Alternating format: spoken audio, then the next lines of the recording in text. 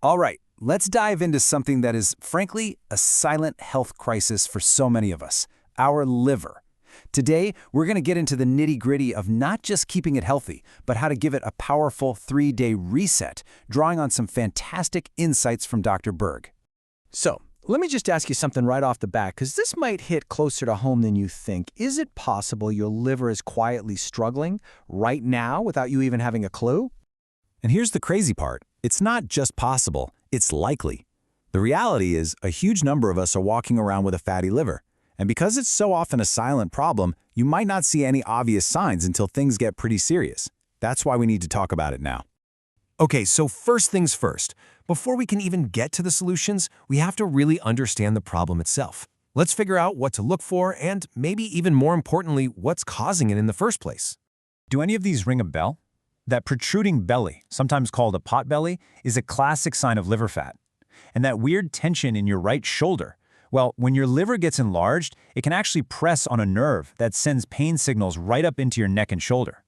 And if you feel super bloated after a fatty meal, that's another huge red flag your liver's not doing its job. So what's the cause? I mean, we all know that alcohol is tough on the liver, right? But what might surprise you is that the more common culprit these days for what's called non-alcoholic fatty liver disease is fructose. And it's everywhere, in regular sugar, in high fructose corn syrup, and yeah, even in large quantities of fruit. You know, to really understand what's going on with your liver, we have to talk about its most important product. It's a substance called bile, and honestly, it's the unsung hero of your digestion and detoxification systems. The best way to think about bile is like your body's own heavy-duty dish soap. Seriously, its whole job is to take these big, greasy globules of fat that you eat and bust them up into smaller, more manageable pieces. Without it, your body just can't process fat. And this shows you exactly how it works.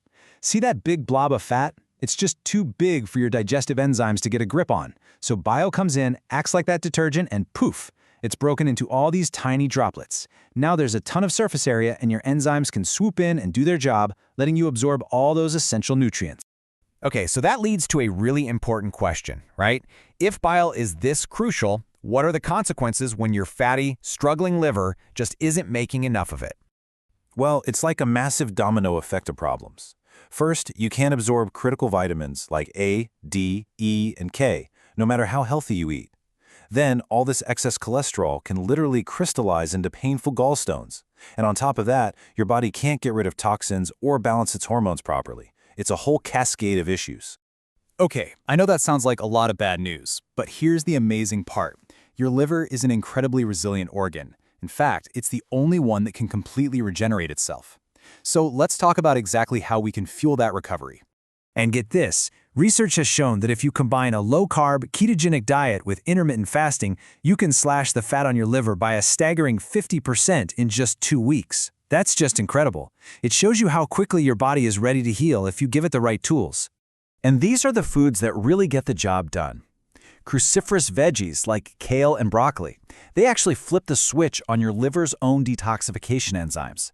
Beets are amazing because they help thin out that sticky bile, making sure the toxins can actually flow out. And healthy fats, like from egg yolks, provide something called choline, which actively helps pull fat out of the liver.